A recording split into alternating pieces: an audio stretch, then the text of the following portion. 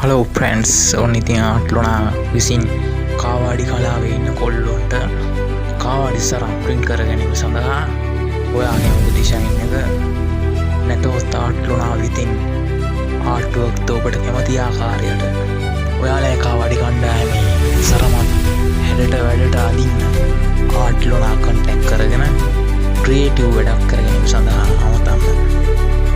ඉතින් ප්‍රන්ස් මේකේ අවුට්ලුක් එක අපි ෆිනිෂිං සරම බලමු.